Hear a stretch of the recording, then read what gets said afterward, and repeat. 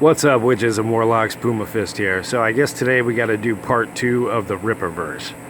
So just a couple hours ago, it was revealed that Rippa managed to breach $1 million. I think it was in, 28 hours from the initial launch? All right, that's a hefty sum. That's a nice bounty. The thing that's really bothering me about all of this is not that somebody's making money. It's the fact that we were promised something in the beginning that turned out to not be true. Like I said in my video yesterday, when I first heard about the Rippaverse, I was like, cool. I also heard about that right around the same time that I heard Todd McFarlane talking about the Spawnverse. So I was like, oh, all right. So even Todd McFarlane's trying to get away from image and shit, and he's creating his own universe. Oh shit, Rippa's gonna try to do this too because he's a comic book fan. Okay, cool. So what do you do with that? What do you do with that information? Well, the Rippaverse was supposed to be Eric July creating a book, writing a book, and then having it finished and then selling it. Okay. So where did this crowdfunding come into play? So this actually turned into a crowdfunding situation, except it's not on Indiegogo or Kickstarter.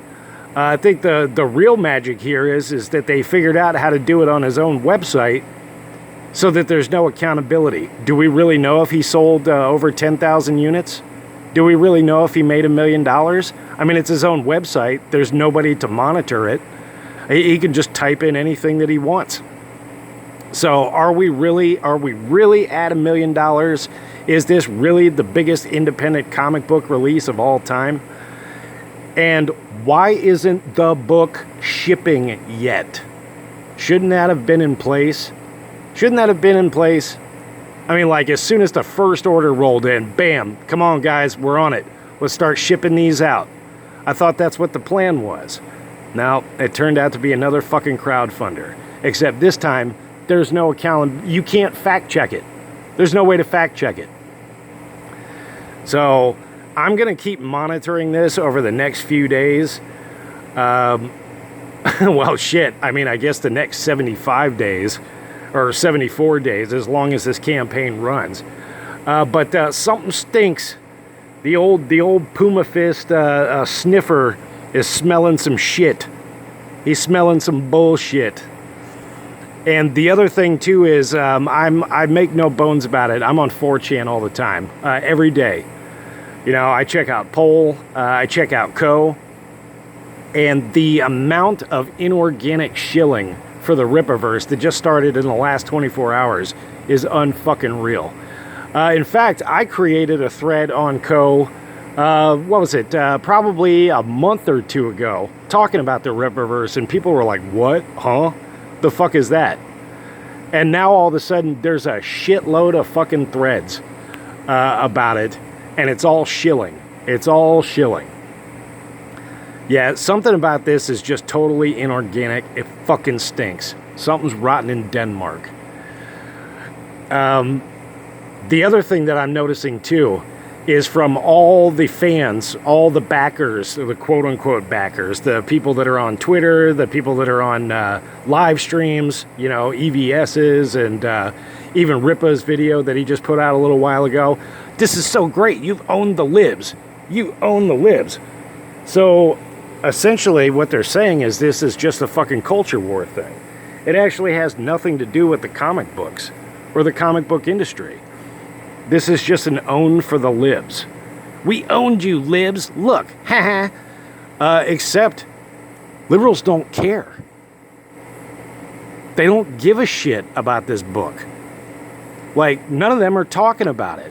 I haven't seen anybody from the comic book industry talking about it. Nobody outside of fucking Twitter and fucking YouTube, in the circles are talking about this. So if it really did make $1 million from 10,000 backers, it's just the fucking local fan base. So changing the fucking comic book industry? Nah.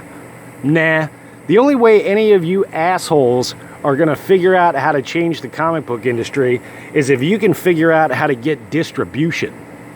Distribution is key. Once your book is being sold in local comic book stores and fucking Walmarts and Barnes and Noble, then we might be talking about something that could change the industry. But if it's just another fucking Comicsgate grift where you're just crowdfunding from your own rabid fans, this is changing nothing. And you could say, Puma Fist, you're just poo-pooing his success. Well, I'm just being critical of the whole situation because it doesn't look right. And from what we were promised, I say it again, from what we were promised, this is not it. It was never supposed to be a crowdfunder. The fucking book was supposed to be done and shipped as soon as it was done. So I'm going to be keeping my eye on this. Y'all can feel free to fight me below. But this is something's not right here, people. Something's not right. And there's no way to audit it. No way. Anyway, that's the video for today. Puma Fist out.